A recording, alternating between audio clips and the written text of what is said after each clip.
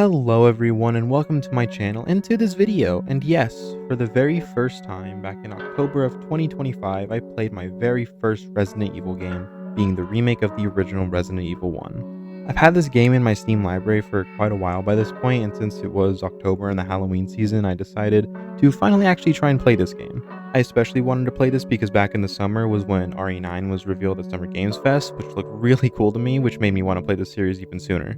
However, I wasn't going to just jump into RE9 by itself, or maybe play some of the more modern games in the series. No. I was going to play them all.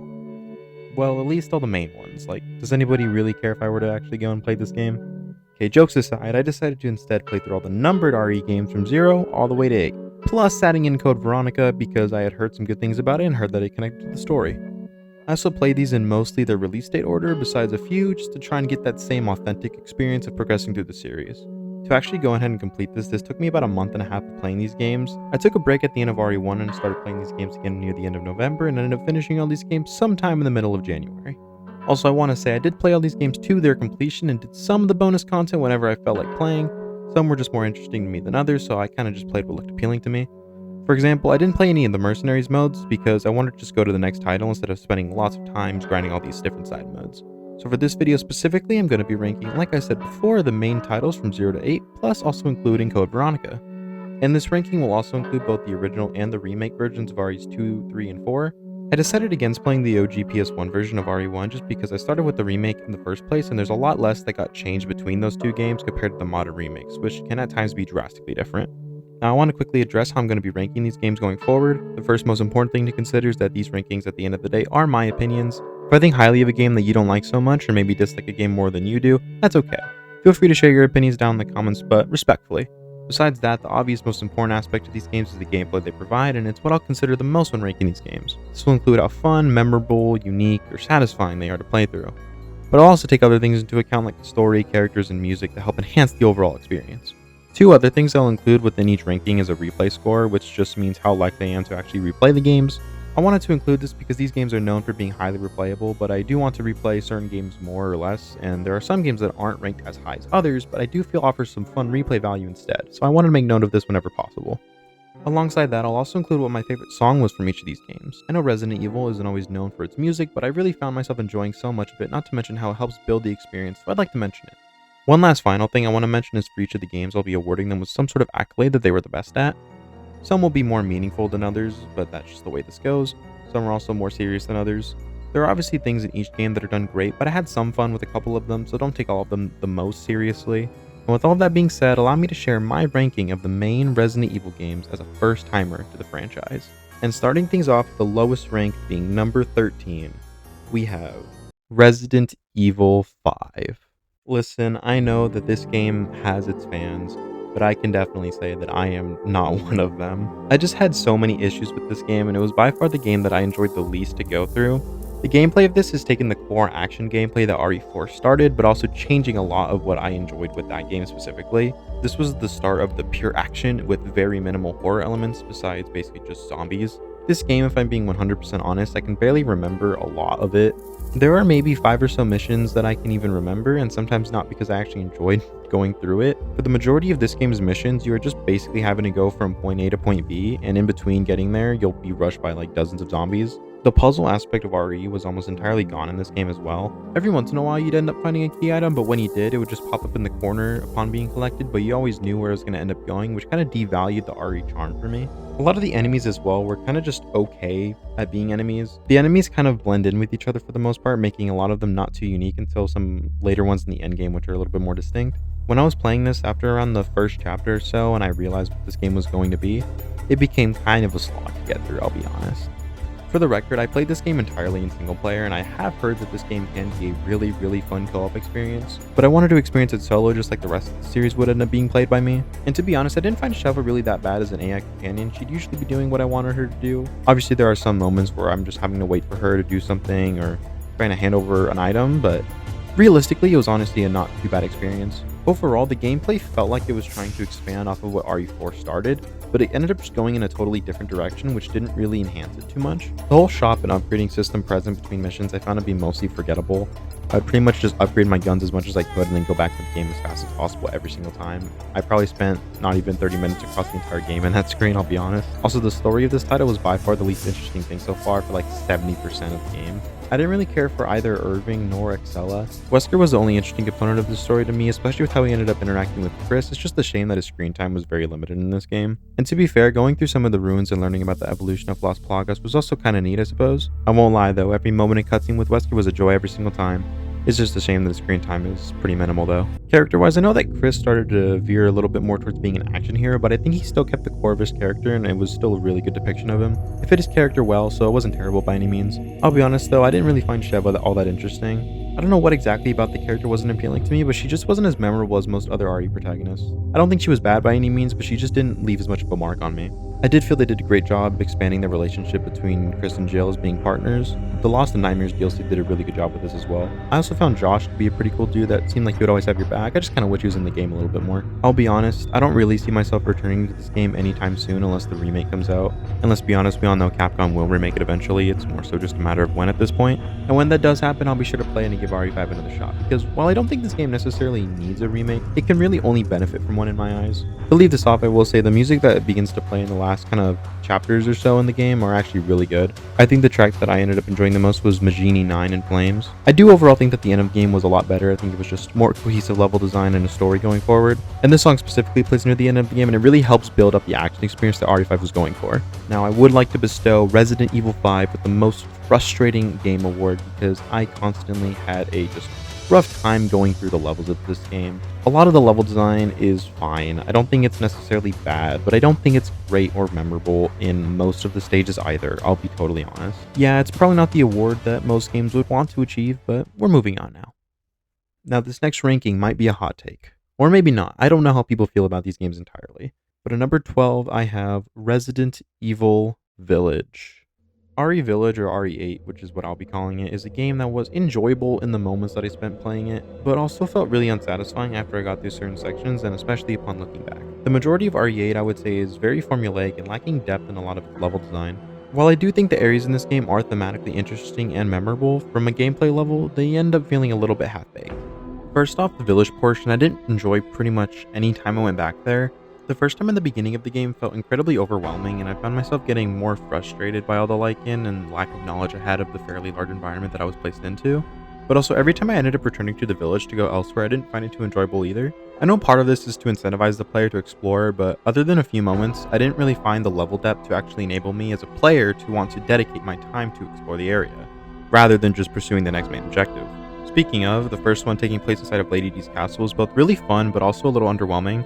When you're first thrown into the castle, it's actually threatening because of the way you progress through it and learn Lady D, but after a little while, it also becomes too straightforward and once again starts to lack some depth. And that's probably my number one biggest criticism with this game is the actual overall lack of depth that many of its environments and overall systems have. Also, with Lady D being like the 5th stalker enemy type at this point, the scare factor just isn't really there anymore. Not to mention how the other stalkers, and we'll get to them, but all the other stalkers had something specific that would actually make them intimidating, sometimes to better success than others, but Lady D doesn't really have anything new or interesting that makes her a threat to the player. Like, don't get me wrong, at first she was definitely scary and threatening, but after I realized that she doesn't really have anything unique going for her, there were times when I could basically walk right past her and face no consequences. If Capcom wants to continue stalkers, they need to develop them to be more unique from one another and change up something about them and how they actually stalk you. After that, though, is House Beneviento, which I'm a little torn on, because on one hand it is really cool, but at the same time it does feel a little bit like a chore to get through. The house is essentially an entire escape room sequence, and that's not inherently a bad thing by any means, but at least from a gameplay perspective, and I hate comparing things, but when you look back and see something like the party room from RE7, this just wasn't as appealing to me. I don't know if this was just me, but I found it to be much longer than it felt needed to be. Also, the part where you get chased was also a little underwhelming because at this point, you're already familiarized yourself with the layout of the rooms and you literally basically just have to hide under one bed to actually escape successfully. They also put several lockers that you can hide in, but they're also both pointless, but I also have an annoyance with them. They appear on first going into the basement area, meaning that on your first visit, you'll see the cabinets everywhere that you can hide in, which means you already kind of know that something is going to end up chasing you and you're going to need to hide, and that kind of eliminates a lot of the scare factor that this moment could have had. RE8 definitely feels like a big puddle of a bunch of great ideas, but just not with the best execution all the way around. Following that, we have Moreau's Swamp area, which suffers from a similar thing House Beneviento suffered from, which is kind of just the forced linearity in the game. I don't think linearity is bad, or in a Resident Evil game it's bad, but to have two linear sections back to back that offer very little player engagement just doesn't feel very fun to me. And don't get me wrong, I enjoyed the chase sequence, but why couldn't it have just been shorter and we had a more open section where we could avoid Moreau from eating us or something? I don't know. The boss fight, however, was actually pretty good in my opinion. It was something that I felt was actually engaging me in interesting ways, and the lore of this guy was also interesting to read about, which was good because I would say like maybe 80 to 90% of the lore in this game is either stupid or I didn't care about it, and sometimes it was both of those things combined. The final area we do end up visiting is Heisenberg's factory. Apparently, from what I've seen, people don't seem to like this area too much, but I'll be honest, this was actually my favorite area because I think it provided just the most unique gameplay scenarios and interactions that encouraged my brain just in different ways that the game hadn't really done up until this point. That one Power Blade guy that chases you was also super good because he would just come in short bursts and he never overstayed his welcome. And we should probably ignore the fact that Ethan should have definitely just sided with Heisenberg for as long as he could have, because they both wanted Miranda dead, and after that you could have just dealt with Heisenberg, and this is just one of the many things like where I didn't really care about the plot. It felt forced in a way to go a specific direction, which it's like not always a bad thing, but you do notice it kind of a bit with this game, I'll be honest. Now, I will say the ending portion of this game, once Ethan dies again, is actually awesome. And if the entire game was this good, we'd have a different video on our hands. The consistency of the fun interactions, the story moments, and everything that takes place from this point is just fantastic. The final boss fight was amazing, and Ethan dying again was also really heartwarming to see because I actually liked his character even ever since RE7. Now, I don't love everything at this point of the game. Like that really stupid lore room just connecting Miranda to Spencer. This Spencer, it just didn't feel satisfying in the slightest. Learning that Ethan is a dead man since Jack Baker dealt with him was pretty satisfying though. Also, something I wasn't a huge fan of either was just how actiony this game ended up being and how RE4 this game tried being, when it should have just been more like 7 and action featured in that game, but more expanded upon. The amount of things that these two games share is kind of ridiculous in some ways. They both have merchants that do basically the same thing. They both start you in early game villages, both have the same inventory system, and with RE4R, they both have the same crafting system now. So many of these ideas and systems just didn't really fit well within this game as something like RE4, which I think is the bigger problem here. And so overall, this game is fine. It certainly isn't bad, but it is also something that I don't really plan on revisit anytime soon, since it just felt very formulaic and lacked significant gameplay depth. Some good songs in this game though, with my personal favorite being Eradicating Evil.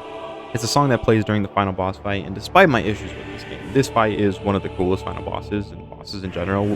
Just with the overall spectacle, the stakes, the gameplay, and the music, it was some top tier stuff. I think Village is very deserving though of the Best Dad Award because Ethan and what he does for his daughter is amazing. Now this one I think will probably sit better with people, but at number 11 is Resident Evil 0. This was a game that upon first playing it, I actually really enjoyed it. I had a great time with it. But after playing many other games in the series, I realized just every part where this game starts to falter. I think the biggest thing is that this game doesn't really explore anything new from that original RE fixed camera angle style. This is basically the same games that came before it gameplay wise, and even reuses some of the same ideas and puzzles here or there. Now the things that this game does try to be different in just aren't as explored as I think they could have been. The main thing is the two playable characters with Rebecca and Billy. You're able to either have them follow you or stay put in certain areas. While they do sometimes force you to split characters up, you're pretty much going to always want to keep your characters together because that way you can just hold more items and deal more damage. The game never really incentivizes you or gives you a reason to leave the other character in different places. This game also loves to give you tons of resources, which means you'll have to leave things everywhere. That's another thing with this game is that they remove the item box.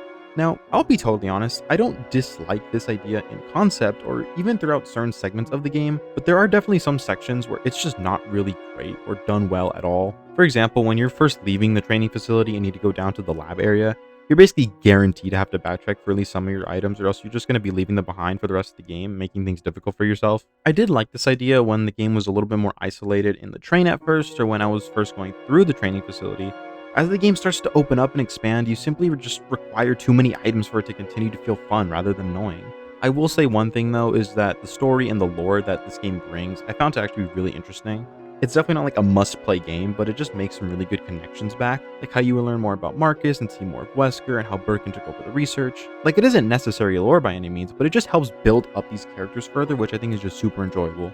I did also find the areas themselves interesting to explore, even if the enemies or puzzles just weren't as unique. Speaking of enemies, can I just say how bad the eliminators were? Usually I don't really mind frustrating enemies in these games when they actually help build upon the experience, but these guys would literally just stun lock you and kill you all the time. There would constantly be times where you know that they're going to come for you and you're ready to aim them down, but then they just randomly jump at you and then now you're dead. I will say one thing I did enjoy was a lot of the boss fights. I felt like they did actually try to utilize the two character system in those fights. Not all of them were great necessarily in amplifying that. Some of them forced you in different ways to utilize it, but I did like some of the fights where it would incentivize you to get aggro on certain characters, deal damage with others. Especially the final fight, I think that was done really well. The one that was just egregiously bad was the giant bat boss in the church. That was just ridiculous. Thankfully, they at least give you a save room right before it, but there can be times when doing the fight where you just get hit repeatedly and you can't really do anything, you're just forced to restart. I think like a lot of other games that are down here on my list, RE0 is just a game that has very unique ideas thrown into it that just simply don't do enough to actually expand or create a level of depth that you would expect. And I know this is nothing new to see within these RE games, but why did they have to have characters like Billy and Rebecca just to never show up again? Rebecca is honestly a great character despite the literal connections between this and RE1 not necessarily making the most sense. I did enjoy her development and personality in here. Billy was someone who I thought was going to end up killing me, but actually turned out to just be a chill guy. I think the likelihood of me actually replaying this is kind of a maybe. I say that just because if I wanted a fun RE game to run through again, it definitely wouldn't be 0 and it would not be even in my top 3 choices, but this game does at least have enjoyable characters and a fun story, which does give it a little bit of points in that regard. If they ever do end up remaking it, I'm obviously going to be there right away because I think this game has so much potential, but we'll see. I'm also sure this is a bit more of a stereotypical song pick, but the RE0 save room theme is by far one of my favorites. It just does such a good job of calming the player down after whatever they've been through though. I think RE0 deserves the Best Lost Characters award because Rebecca and Billy have been lost to time ever since. There unfortunately isn't much more to be said about RE0. It's a good game, but it also isn't that new or differentiating itself from its predecessors. Now here is the by far weirdest game on this list that I played. And I'm sure some of you guys maybe would be wondering why this game is higher than some other ones that I listed. Number 10 goes to Resident Evil 6. Resident Evil 6, the most action and the most cinematic the series has ever really gone, and I would say it didn't really work in their favor throughout most of this game. Resident Evil 6 takes the series further into the action direction while also trying to tell this one large story throughout multiple campaigns of varying quality. Something they tried to do for some parts of this game was trying to act like they were still a horror franchise, especially with Leon's, but the only real horror elements is the darkness and zombie-like elements. This game wasn't scary in the slightest, and it wasn't tense either. It failed at being a horror game, and it fails a lot of the time at being an action game too. Now, I will say though, I did have more fun with this game compared to something like RE5, which plays very similarly. And the reason for that was because I just found the overall gameplay to be more engaging overall. Compared to RE5, this game simply plays out much quicker, even though it is bloated with how long some missions can take. I also found more memorable missions to be present in this game. Overall, the gameplay sequences I just found to be more fun to blast through enemies, and with all the different ways you can fight in this game and the free movement, this game tried a lot of unique gameplay instances, and sometimes they were really great, and then other times not so much. I think a big part as to why I value RE6 over something like RE5, which is pretty similar overall, is just because I enjoyed the story and characters overall more. When it comes to pure gameplay, while I do prefer 6's, I couldn't really care less between these games to be honest, but the characters in RE6 I just found overall more enjoyable. Well, not everyone. The story that exists here I thought was actually interesting a little bit, but I also thought the whole story being told through multiple campaigns was really cool in theory. In practice, it was just okay, but I enjoyed the concept of it, which is something that I will give to this game for sure, was that it was very radically different and oftentimes straight up not fun, but at the very least, it did experiment a lot. I will say though, Leon's campaign for me was just a total slog to get through. It's positioned as the first campaign and it starts off pretty good, but as it continues, it really only gets worse and worse to play through. Helena as a character was fine, but the entire focus being on her when it's Leon's campaign did feel a little weird. I wish the focus was just more split between the characters and Helena had other moments to actually shine, because I think she's a good foundation for a character who we've never seen again. Kristen Pierce is probably my favorite campaign for sure. I think from both the narrative and gameplay perspective, this campaign at least was trying to just be a straight up narrative action game, which I think overall worked in its favor compared to something like Leon's, who is trying to be this action horror game, and it just kind of failed at both in a way. Also, the relationship we see between Chris and his team is genuinely one of my favorite things I've experienced within Resident Evil. Jake and Sherry, I think, is a very close second campaign, just because of the overall relationship between the two characters is just super good. The gameplay I found also just be more interesting and have more unique scenarios, because I felt like it was at least trying some new things. There was Ustanok, which was basically a knockoff Nemesis, and he was okay. I think at first I didn't really care for him because of the way he was handled. The way it would always end up looking and feeling like was that we just finished him off, but he literally just chased you throughout the entire campaign. And once you kind of adjust for that and realize he's going to keep hunting you down, it actually made for a more enjoyable experience overall, but I do think the execution overall could have been better. It ends up having a pretty solid conclusion, but the way you get there just isn't feeling the most rewarding at times. Then there's Ada, and Ada's whole story was fine, I guess. Her whole thing that you see in the other campaigns is that there's a recreation of Ada running around, killing people, but when you actually get to Ada's campaign, you see clearly that it was two different people, and the satisfaction just wasn't really there for me. It became extremely obvious that something was up with Ada because her actions were just making literally zero sense, and you can catch on pretty quickly, not to mention every single time the characters just dress differently, so once you just start paying attention to the way the character acts as well, it becomes pretty obvious. And the gameplay, I think, was also just a little bit more straightforward. Originally, this was apparently like a bonus campaign you would get for doing the rest of them, which I do think makes it fit a lot better. It feels something more akin to like separate ways in that way, so it's pretty solid overall. One thing this game did end up doing was having the campaigns actually meet up with each other for some gameplay scenarios, which was actually pretty cool in theory, but not always the best in practice once again. I liked seeing the meetups, but it also ended up being that you would just play through basically the same section again, just as a different character. And if I'm not mistaken, this was the last RE game to have QTE be a big game mechanic, and to be honest, I actually enjoy the QTEs in 4 through 6. They felt unique enough, and I never really got sick of them, though I can understand why a lot of fans would have seen them as just being overly present in these games by now. I do understand that this game is objectively flawed in many different ways, but I'd be lying if I said I didn't find a lot of enjoyment that this game actually had to offer. That being said, I also don't really plan on revisiting this game anytime soon. I'm sure one day Capcom will end up remaking it because, I mean, at this point it's a decently old game, and they just remake everything nowadays. Other than that, though, I could actually see myself replaying specific campaigns like Chris and Jake's, just because they were definitely my favorites from this, and by doing that, it wouldn't be super terribly long of an overall experience. And that's another thing that I briefly mentioned, but this game is just way longer than it needs to be. Not only is the overall length a problem, because this is probably the longest RE game by far, but so many of the missions just feel way longer than it needs to be. Any mission that ends up being close to an hour or even over an hour just felt almost always unnecessary. If everything was around that 40 to 45 minute mark, then I would be way more open to actually replaying this game. But unfortunately, that's just not what we got. I will say overall, I did find the music to just be more enjoyable in this game than I feel like I originally thought. I listened to the soundtrack again after playing the game, and I found a lot more memorable songs that I actually recalled upon re-listening to it, which is pretty cool. Despite all of that, the song at the end of A Long Escape is by far my favorite. This is the song that plays at the end of Jake and Sherry's campaign, and it was like the perfect way to end that story. I think I can see why most people would probably put this game near or at the bottom of their list, but this game I thought was at least decent and did things better than others, and I won't lie, there was a lot of things in this game that were just really appealing to me. RE6 is a game that will go down and deserving of the Most Wasted Potential award because it had a lot of cool ideas even for being a very action RE game, but it just failed to execute so many things that it set out to do. So let's hope that in 10 years when Capcom does remake it, they can do a great justice to this game. And now for probably another not too controversial entry on my list. At number 9, I have Resident Evil 3 Remake. This is the perfect example overall of, I think, how you should not do a remake. This game on its own is actually pretty good, but when you attach the name Resident Evil 3 and have it be considered a remake of that game, that's where the problems start to appear.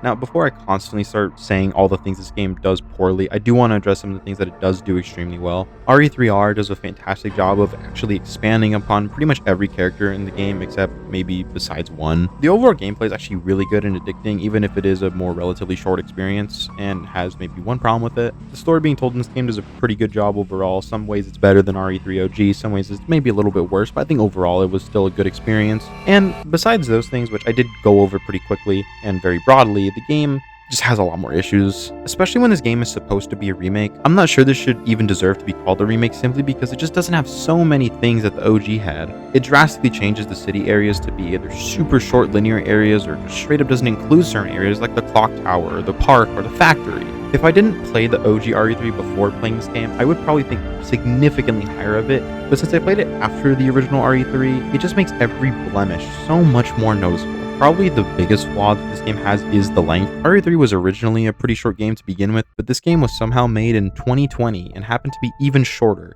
I finished this entire game in about 4 to 5 hours within one evening, and I'm so glad I didn't end up having to spend like $60 on this game on release, because otherwise I would have genuinely felt ripped off. Now, this game still has things going for it. Like I said, the characters and the voice acting are actually some of my favorites in the entire series. The presentation as well, like visually, this is one of my favorite games in the franchise so far. It just does such a good job of visualizing the world of Raccoon City. Not to mention the gameplay here is actually a really good mix of survival and action Resident Evil. It just sucks because this game should have just been its own game instead, where it could have explored its own ideas, instead of just being attached to Resident Evil 3 as a remake. This game, compared to other remakes, feels like it just didn't really care about its source material anywhere near as much. Like, how do I play as Jill and actually get to wield the massive railgun, only for her to have this weak-ass line play instead? The line itself is actually not bad on its own, but it doesn't feel fine when the OG Stars line gets wasted earlier in the game. Not to mention that just Nemesis overall in the remake is the worst pursuing enemy by far. Half of his instances are either scripted or boss fights, and 2 of them are basically the same.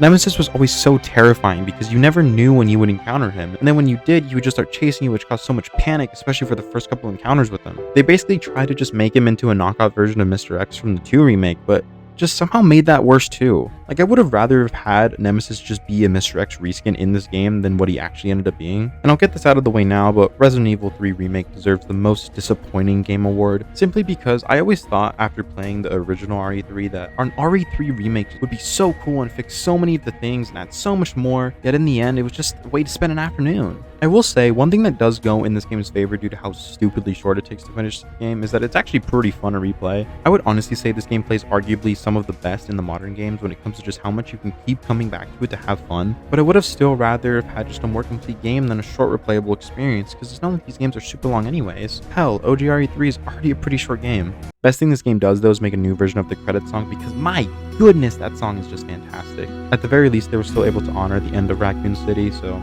that's a good thing. And to this game's credit, overall the things it did well was play amazing, have excellent characters, and some pretty good music overall. Besides all of that, you can just find better elsewhere.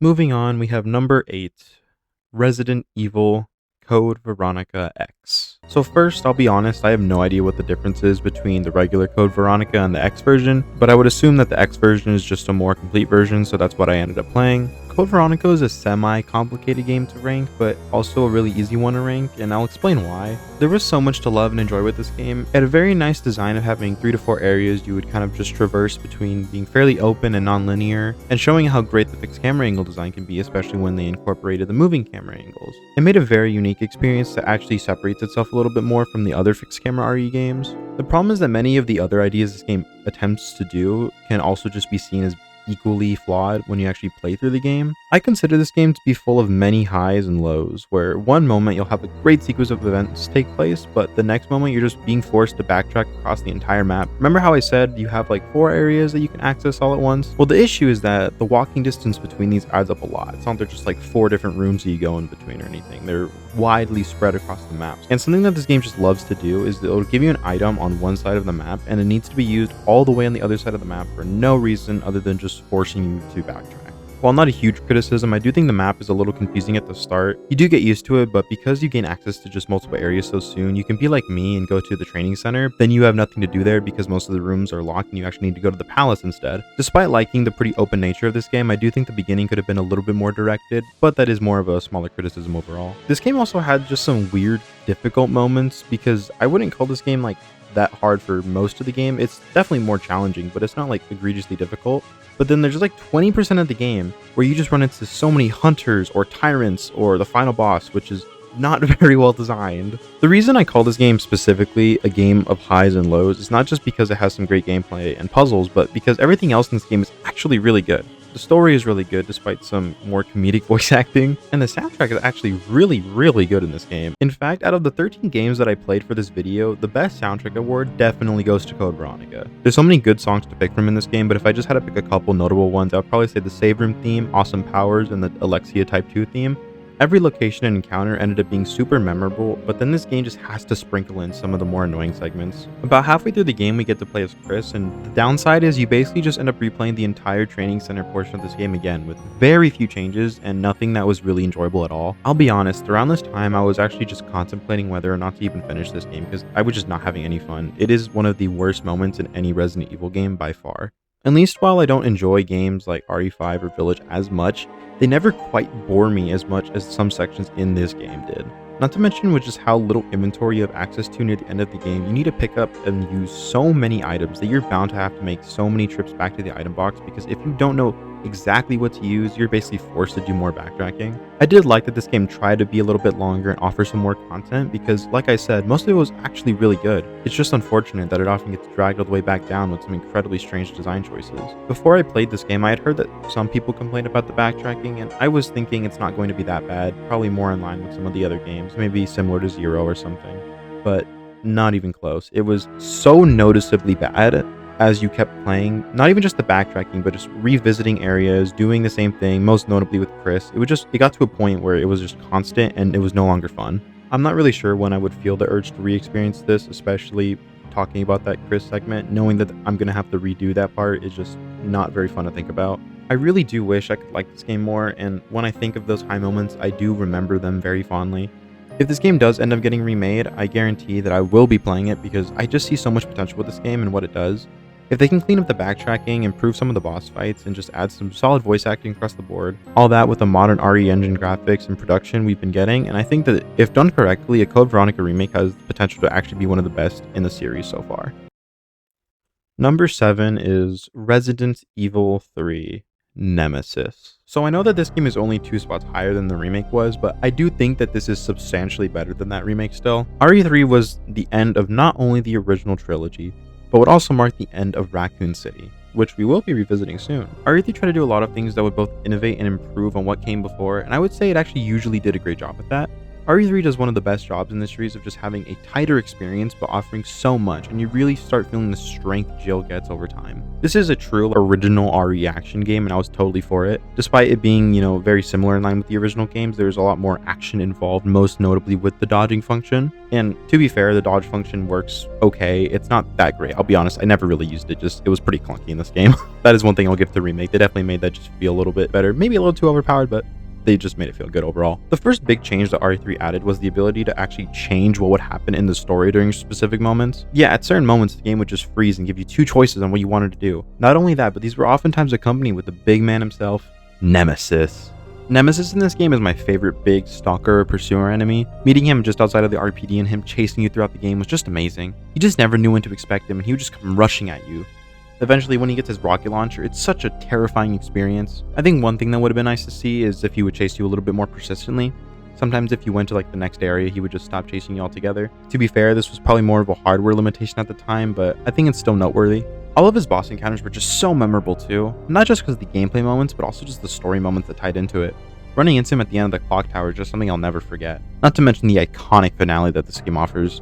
Something I think they just really nailed with Nemesis was that when fighting him, it never felt like you were just truly defeating him. More so, you would only be weakening him, forcing him to back off. It added this tension because you knew that he was going to return, it was just a matter of when. And after all this Nemesis talk, I think the big man himself deserves the best stalker/pursuer enemy award. Also, the new ammo crafting system works surprisingly well. This was the only time where I actually enjoyed crafting my own ammo in an RE game. Not only because of the freedom that it provided, but also of the enhanced ammo that would just become available as you continue crafting. It's just such a good way of both showing and getting the player to experience getting stronger and making regular zombies quicker to kill and having stronger ammunition for more powerful foes. The way this game capped off not only Jill's journey but so many other characters through the epilogues provided a perfect end to Raccoon City. This game also has just another amazing soundtrack. I talked about it a bit earlier, but the OG RE3 end credits song is my favorite in the series. Not only because of how it sounds, but just what it represents. It depicted both the end of something beloved, but also the beginning of something new for so many people. At this point, you might be wondering, if I'm talking so highly about this game, why is it at number 7? Well, let me explain. Raccoon City Park is terrible. The hospital is super short and lacks content. 90% of the game is super easy. The characters, while fine, don't get enough self-expression. The story is very minimal besides the missile. The game reuses the RPD from RE2. The game is super short, and probably some more stuff that I'm probably forgetting. So let me explain those things in a little bit more detail. The city park is by far the worst area in the game. It just has super annoying enemies, and it's so slow to progress through, and overall just not very fun or exciting. The hospital is really short and is just super empty. I did like that Carlos got his own segment, but it just felt very devoid of depth. unfortunately, and instead it was focused on just shooting everything you saw and lasting just too short to really make a meaningful impact. While I did like the new ammo crafting mechanic, it did unfortunately result in a game that was just too easy. I don't need my RE games to be super difficult, but they do still need to provide challenge, and this one just lacked much of that once you got going besides some of the boss encounters. The characters are good foundations for sure, but they just unfortunately don't interact with each other as much as they should, and this is something that the remake actually fixed extremely well. Much of the story is unfortunately just not super involved, and nothing super important happens besides the missile launch that ultimately takes out Raccoon City. I know that Nikolai did some stuff, but it connects back to my previous point of just the characters not being as fleshed out as they could have been. They reused some parts of the RPD, and while it is short, the game didn't do enough to really change the experience from RE2. This game is also just super short to begin with, which is maybe a little bit more nitpicky. This game does offer some great replay value through the diverging paths you can take, but still, on one playthrough I did find it to be a little bit shorter than I would have expected. Like I said though, it does provide really fun replay value. Those are my main complaints with this game, but they do also take up large portions of the game. While some may seem small, they do still impact the overall experience that I got when I played. I think this game is actually very similar to Code Veronica, of a game being of highs and lows. The main difference here is just that the lows I don't think are anywhere near as low as Code Veronica would offer. I think this is partially why I was just so disappointed by the RE3 remake. It was fun, don't get me wrong, but these issues that existed in the OG, it could have made for just the best RE3 experience to date. RE3 Nemesis, while being a really fun game, does have its shortcomings. I still loved my time with it, and I'd say I'm very likely to return and get a semi-new experience the second time. I do just think that the games I placed higher offer just a little bit more. Now I want to preface this next one by saying that this game is the one that I've definitely deliberated on the most. Sometimes I think this game is maybe a little bit higher, and other times I think it feels perfect right here. So at number 6, I have Resident Evil 2 Remake. I have gone back and forth with this game so much because there's equally so much to enjoy, but also just a lot to question. This is much more of a reimagining than just a simple remake, which means it can explore really cool concepts like expanding gameplay scenarios, adding in super detailed and well voice acted cutscenes. But that also means that many things are no longer the same, and in my opinion, can sometimes be handled a little bit worse, but sometimes it is better. Resident Evil 2 is definitely a good reimagining to the classic experience, and there are many things it does to improve on that original formula. Having Mr. X be this consistent lurker beast is probably my favorite of these changes. The OG Mr. X was pretty easy to avoid. He was basically just a shock factor, and that was kind of it. Remake Mr. X, on the other hand, is always on your tail, though I still have some issues with him. I think the biggest issue that I have with Mr. X is just how loud his footsteps are, even when he's not even in the same room as you. I think this was probably an intentional design decision to make players consistently scared, but for me I found myself realizing this and thus not feeling as scared because there was just a decent chance he wasn't going to be near me. I think they wanted the player to be a little bit more unsure of their surroundings and safety, but I think I would have just rather it be more realistic in how you would hear the footsteps. And also, it just doesn't really make sense to have those footsteps pulse through like multiple rooms and floors of the RPD as well. Something else I disliked more in this reimagining was the way you actually progress through the game. I appreciate that they moved or changed certain puzzles to create a fresh experience. However, what I didn't like as much was just how much more linear the game felt, especially in the RPD. Now I know that to an extent all RE games are linear and have sometimes more or less linear moments, but this time in RE2R, I felt it was just noticeably more linear throughout the general progression. Something they tried to do was with all the pinned lockers and safety deposit room, they would have you find an item and then you'd been able to gain access to more items, but it was never required for any key items or anything. I think having these in the game is a good thing, but it shouldn't take away from the rest of the game being more linear. I enjoy exploring areas, being able to tackle different puzzles in different orders to then progress to a specific moment rather than just having to tackle or deal with certain puzzles in very specific orders. The story of this game is something I also wouldn't really call a direct improvement either, which feels like it should have been, I feel. While the voice acting is great and the performance and visuals are some of the best in the series, the actual plot was just strange. I think it's most noticeable in the A and B scenarios, and it's hard to really even call it that this time. And I mean, the game even just calls it the second run in the menu, so the true A and B scenarios aren't really even here. I started with Claire and then did Leon as my second playthrough, and the only noticeable differences are that Mr. X starts stalking you a little bit sooner, the Ada segment, and the true ending sequence. And if you did Leon and then Claire, you just have the Sherry segment instead. These changes just aren't enough to justify having your player essentially replay the same game all over again. Now there are some smaller differences like some different weapons, and then obviously some item placements are slightly altered throughout the game. And I do have another issue with the way Mr. X was handled throughout both scenarios. Besides the story inconsistencies, which are everywhere, I didn't enjoy seeing Mr. X in both scenarios. Something that made Mr. X so frightening in the original was how on your second run he would surprise you. This was effective because you would think you would just traverse the RPD in a similar fashion as before, only to then be interrupted by this tyrant creature. Having Mr. X in both of the scenarios is potentially more scary, but it also helps diminish an aspect as to what made him so effective before. This next point's a little bit more personal preference, so I won't spend too much time on it, but I felt that the way that this game explained William and Annette, especially with the relationship they had with Sherry, was just kind of odd at times. I think Birkin this time was painted more as a straight up villain rather than a character, and Annette's relationship with Sherry feels a little bit more distinct. I know some of this is definitely just personal preference, but also I did feel like it was missing some of what the original character writing had before. Now I know I spent a lot of time just kind of ragging on this game, but I do also want to appreciate it because there are a lot of things to really enjoy here. Despite some issues I listed previously, I do still think that the overall gameplay and atmosphere are super fun, and some of the small issues I have with this game don't negate that. In fact, I think Resident Evil 2 Remake is deserving of the Best Atmosphere award. Many side characters were also just significantly improved across the board. The kendo shop owner is a surprise to run into after leaving Raccoon City, only for it to be much more impactful than his OG death. Marvin is also great for his expanded character, and especially the way that he interacts now with Claire and Leon as either a civilian or as a cop. The soundtrack was also thrilling at times. I say at times mostly because the game stayed pretty silent. They opted to not use many ambient sounds this time, which is a little disappointing because whenever the OST would start playing, it sounds really good. My favorite being Last Judgment, which plays during the excellent moments on the elevator up during the final Mr. X fight. I think the important thing was that this was a reimagining. It actually allowed for this game to be more unique and distinct from its original counterpart. It took risks and chances and sought out to create a spooky survival horror experience, and 100% succeeded in accomplishing that. This is why ranking this game is a little difficult for me. I loved playing this game, but when I did, I constantly had so many questions as to why certain moments and events played out the way they did, why there were countless story inconsistencies, and why the A and B scenarios were just almost identical. This is just such a good time, and it's even a good retelling of RE2, but that's also why I ranked it a bit lower. Because having the name Resident Evil 2 attached to yourself means I expected a little bit more. I didn't even talk about some of the smaller moments that are a little bit more nitpicky, but I think they're still very notable. Ben dies in your first encounter with him rather than actually developing his character, which is just strange to me. When you have some characters like Marvin that were just changed and improved for the better across the board, it sticks out a lot more. A side effect of this is just how it impacts Leon and Ada's relationship. I think the development they had in here just wasn't a standout, and I think it was mostly because of the screen time differences they had here compared to the OG, where they interacted with each other more in the RPD and even in the factory portion that was cut from here. That's something I didn't even mention until now, but some areas and segments were cut from this game. I waited to mention it because while I was a little disappointed by it originally, I feel less dramatic about it now just because of how they actually still took the time to change and improve the areas that did make it into the game. I know I spent a lot of time talking about what I really didn't like with this game, and that's not because this was a bad game. It's literally number 6 on my list. I'm being critical of this game because it does a good job, but there are just many instances where it simply could have been better. And who knows, maybe in another couple of months it'll move back up on my list. When I first rolled credits on this game, it was in contention for being in my top 3 favorite RE games. Obviously, it's dropped down since then now that I've had more time to reflect, but I still clearly enjoyed the experience greatly. Enough of that though. We are now entering the top 5.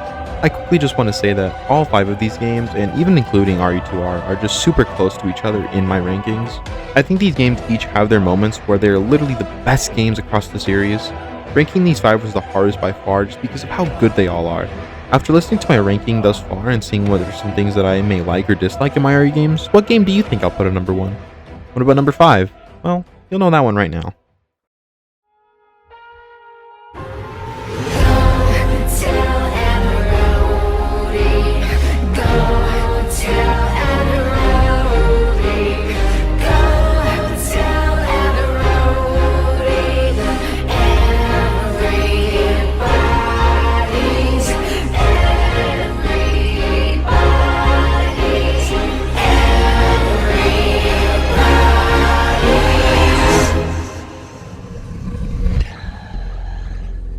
I'll be honest, I didn't expect to enjoy this game at all when I got to it.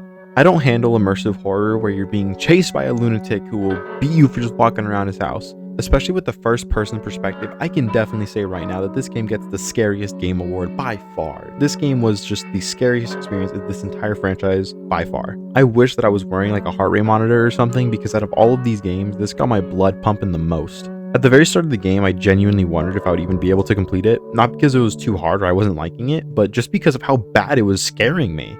This level of horror was just a lot for someone who doesn't or hasn't really engaged with anything horror related before, especially not to this degree. But somehow, someway, despite my fears, this game made its way to my top 5. Now I'll start by saying a big reason for this is probably the spooky factor overall in the first place. While in the moment I wanted to avoid this game at all costs, I found myself just unable to put it down. I think I really liked Ethan as a character because I imagined myself as him, needing to actually escape this place so I could be done with this game.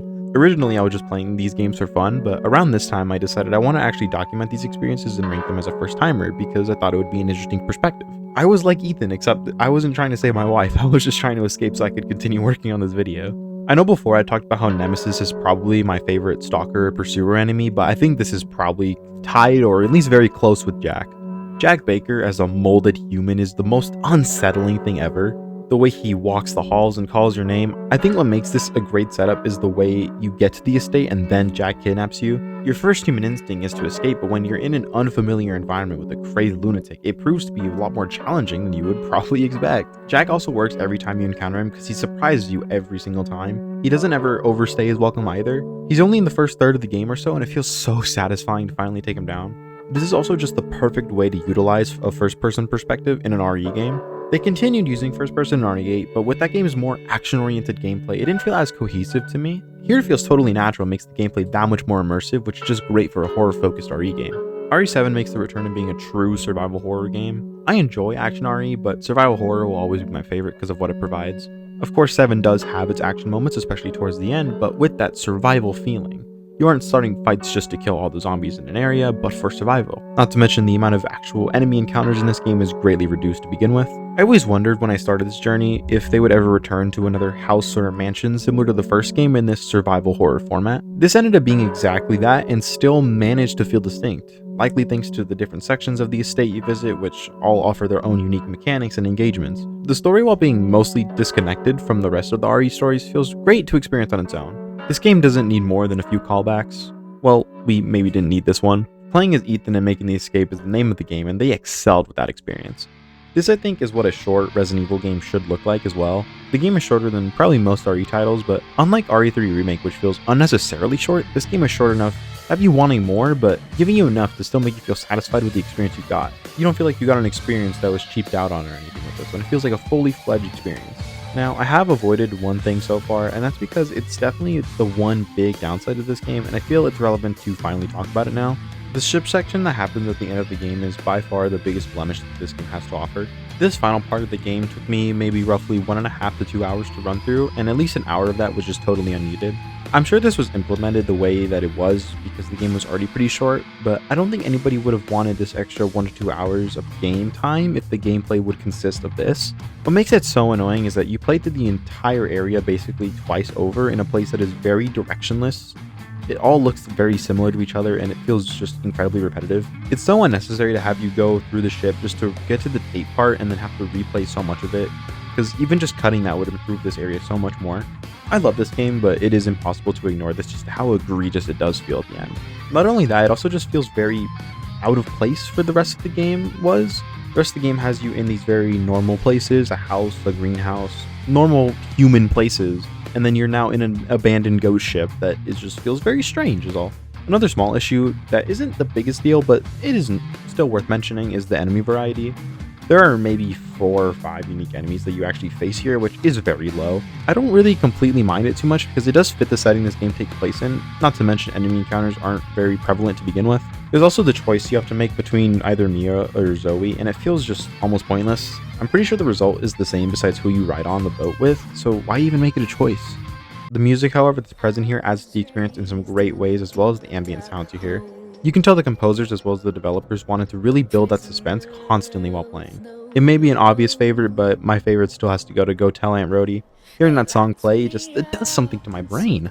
Resident Evil 7 is a game that I enjoyed greatly, but there are still 4 more games that I found slightly more enjoyable than it. Think you know what number 1's going to be yet?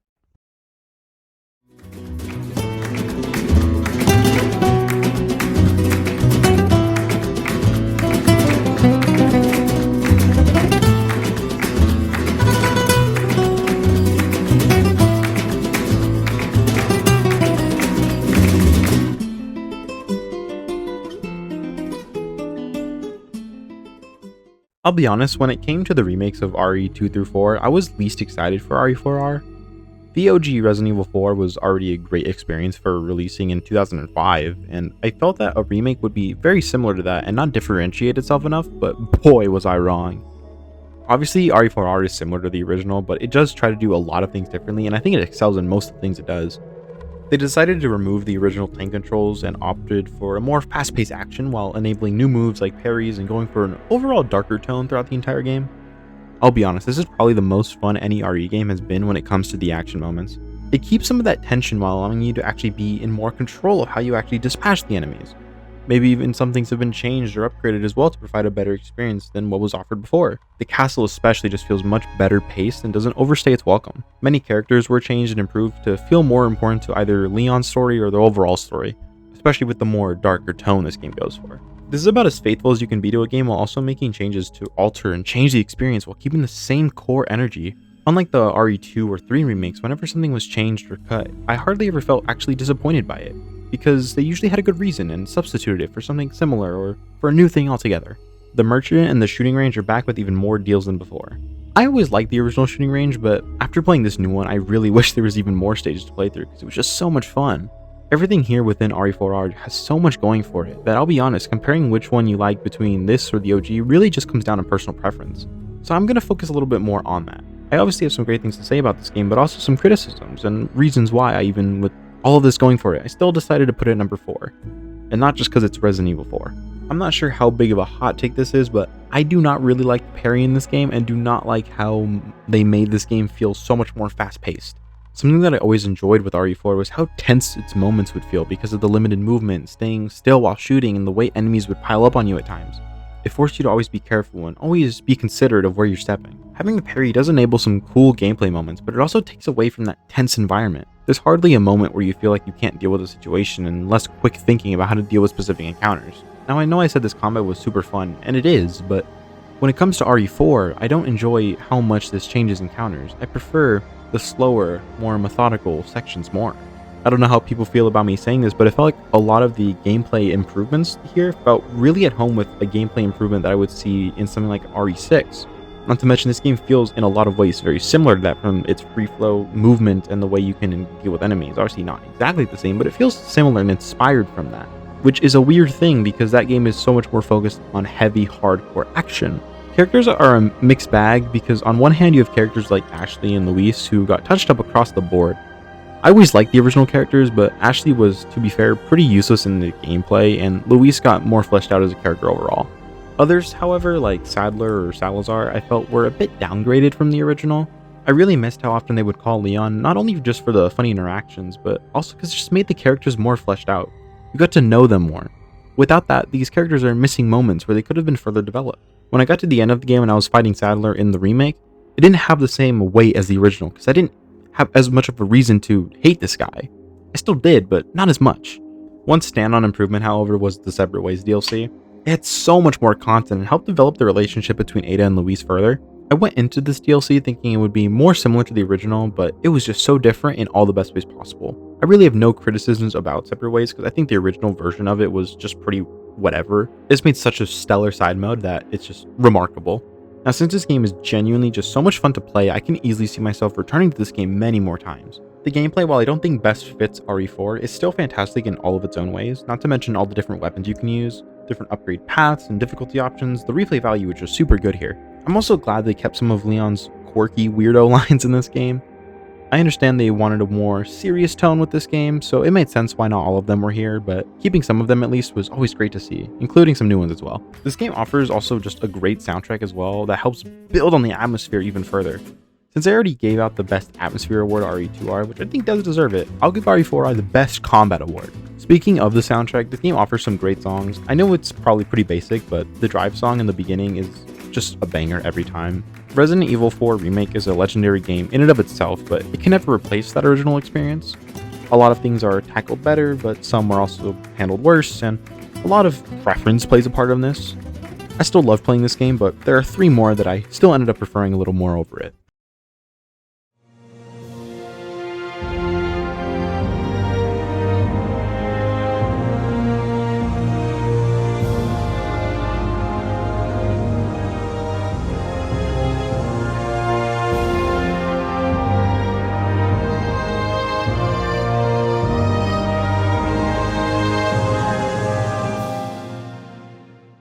Back to the beginning with this one. This is where I first started my journey, and so it feels kind of cool that it managed to make its way into the top 3. This game is the reason why I even ended up continuing to play this series and experience so much of what it has to offer. I'm not ranking this out of nostalgia or based off my childhood because I don't have that experience. I just genuinely think that this remake of the original Resident Evil game deserves to be in the top 3. Even to this day, with so many other games, there has never been a game that was quite like this one. Nothing quite as isolated or as mysterious. It really is a one-of-a-kind game. This is the truest form of survival horror, especially as someone who played this as their first game. I had a rough idea that you probably shouldn't shoot every zombie you came across, but for a while I would shoot zombies constantly and use medical sprays even when I was only at like yellow caution health. I didn't understand what survival horror meant, but that was also something that I enjoyed, was figuring all of this stuff out. I didn't realize either that ink ribbons were a one-time use item. I must have missed that somehow, but I ended up using just all of the ones I found super early on and made it really hard for myself. I'm used to a game where if it asks me to save, I'm always going to take that chance. I've lost way too many save data back in my day, and so I always take that opportunity, and so I was just completely caught off guard here. Something that I realized was that this game really doesn't have tutorials or pop-ups or anything, really. At least not in the very standard way. The only way to really figure something out is to either experience it firsthand or to maybe read about it in one of the many files placed around. It feels the most natural form of any experience. And let me tell you, the feeling of finding my very first safe room has never felt as good as my first time here. Wandering the halls of constant death and finding a room where you're instead greeted with peace. The overall gameplay present here is also pretty fantastic, especially for a game this old.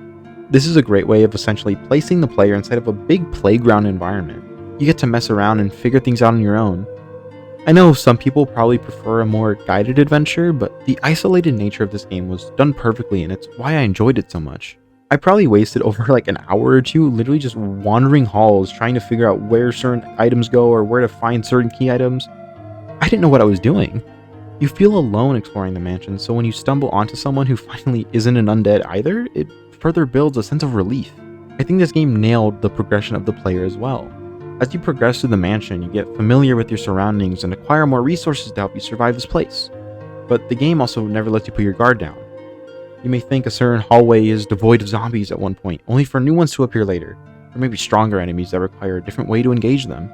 There are also so many songs that help create this atmosphere present in this game, but my favorite would probably be Cold Water. When this plays, it sounds completely different to everything else so far, and it really helps showcase what is going on in this mansion. It helps build on the idea of this underground lab that you discover and what it really means for this place. Resident Evil Remake deserves the best survival horror award. The way this game creates its tension is still unique to this day. Through the use of its atmosphere, design, music, all of it helps create this experience. To be honest, I find almost nothing I actually dislike to be in this game. Every moment is filled with such fun gameplay that I enjoy all of it. There obviously has to be a couple of reasons though as to why I think it doesn't go in the number 2 or number 1 spot.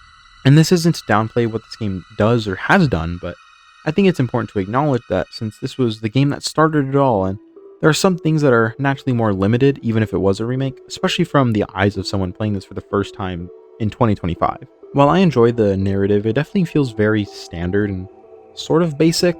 This could be coming from the fact that I'm playing this just so many years later, but the story is fairly formulaic and doesn't have much happening in between. The times where it does happen, like when you meet the other characters, work really well. It's a small complaint because I do recognize it can build the tone that this game was going for, but I still think I would like a little bit more to be done here. I also thought that a lot of the bosses were a little less interesting from a gameplay perspective than some other ones later in the series. Not outright bad or unenjoyable by any means, but after seeing some of the things that the series can offer later on, I do look back and realize that some of the bosses here could use some refinement. I felt like they constantly try to make every boss have its own unique gimmick or dynamic, and that's just not really what you need all the time. Even with all those super small complaints, that's basically the only negative things I can really even say about this game. And even then, they were very small complaints, but still enough to have me put 2 other games higher than it. Even to this day, nothing has quite been the same as Resident Evil 1 Remake in this franchise, allowing it to remain as a special and unique title even today.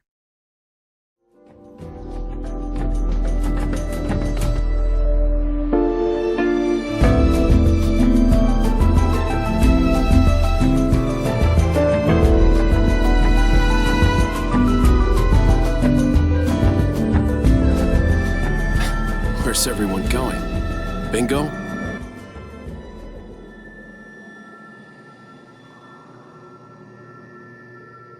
That's right, as someone who enjoys the survival horror elements of this series the most, I am rightfully putting the original Resident Evil 4 at the number 2 spot. Resident Evil 4, despite having multiple games taken after it and having a remake, still feels special and remains unique. This is true action horror, where the horror usually comes from the tension the many different encounters will cause you to have. The feeling of getting cornered and fighting for your life, trying to survive, causes a panic that isn't quite matched elsewhere. Yes, this game uses old controls by this game standard, with the tank controls which, while they aren't for everyone, they 100% are for me. When I first played this version of RE4, I was a little caught off guard by it. I thought by now they would have updated it and moved on from it, but I'm really glad they didn't, to be honest. I love the way the movement feels restrictive in certain scenarios, forcing you to interact and engage with enemies more carefully. The third-person camera being locked on so close to your character and following you can sometimes feel claustrophobic when you can't always see what might be coming, but that can add to the thrill at times. Something else the original RE4 does is use extensive QTEs. Once again, I know that they're not for everyone, but they are just done so well in this game. There are just some super memorable moments in this game that can only really exist with the QTEs. Most importantly, the Krauser fight. In the original, the same way he catches Leon off guard and engages with him is the same way that you begin to feel as the player. I also just love Leon as a character here. This is definitely my favorite rendition of Leon by far. He gets more moments to just be a goofball, which fits really well here since the story doesn't try to be as dark or serious as something like the remake, instead opting for an American cliche, as Sadler calls it. The interactions between Leon and the villains are awesome to see for what they add to each of the characters. Not to mention the way he interacts with Ada in this game feels like a great evolution of how they behave with each other in RE2. I think this game deserves the Best Character Interactions award. So many gameplay moments are so memorable as well.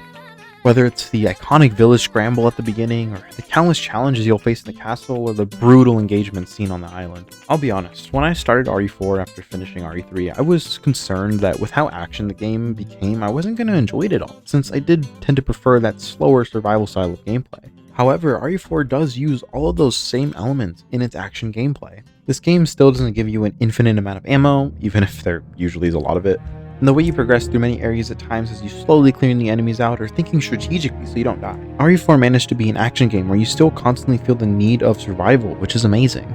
This game is a classic for a reason because of all the things that it not only did well, but also pioneered at the time of its release. Obviously, I've never played this game until now or really seen anything about it, but almost my entire life I've always heard about the legacy and the greatness that this game was. And I'm just so happy I was finally able to see that for myself. While I do have some issues with this game, they are very minor and don't change the greatness that this game is. Like I briefly talked about before, over time there is definitely an influx of ammo that you start to gather, especially if you play extremely safe. In particular, once you reach the island, you're going to have enough ammo to deal with almost anything and be totally fine. It doesn't affect the entire experience by any means, but you do definitely notice it. Another thing noticeable, especially after playing this remake, is the character development of some of the main characters, most notably being Luis. While I actually always liked the original Luis a lot, it does make me wish for him to have gotten some more screen time back in the OG game as well. His death was really good, especially for the way that it pushed Leon, but the difference is that in the remake his death holds a little bit more weight over him because he just had more time with the character. The most notable issue with this game is definitely got to be the pacing, particularly in the castle. It's not egregious, but there will most likely be a certain point where you begin to realize that this castle has just been going on for a very long time, with many rooms being super similar to each other when it comes to actually dispatching the enemies. The game in general is paced nicely, so like I said, it's not horrible, but it is still noticeable. It's definitely the sloggiest part of the game. Those are realistically my only real issues I have with this game because everything else is just spectacular. Even with the castle being the way that it is, the replay value this game offers is just amazing. Not just because of the game's length, but also the variety of weapon options you can choose from or the different ways you can handle situations.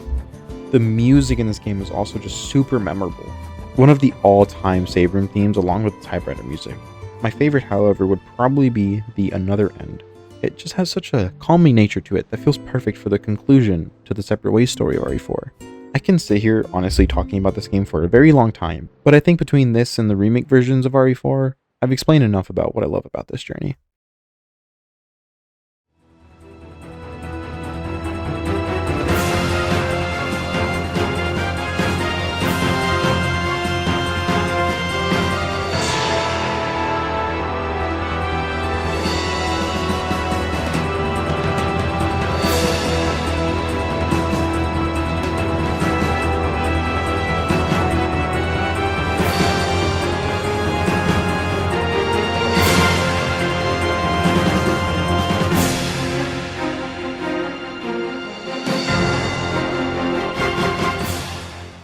Resident Evil 2, oh, how much I love this game.